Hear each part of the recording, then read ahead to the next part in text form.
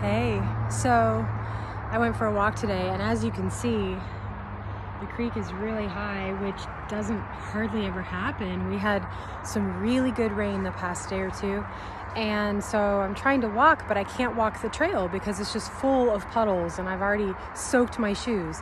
At any rate, so now I'm just walking through the actual forest instead of on the trail, and lo and behold, I found out the reason why I had to do this. It's not just the rain, it's because of this.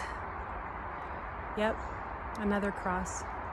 And this just lets me know that I was supposed to get off the trail that seemed safe so I could see the beauty and find this treasure.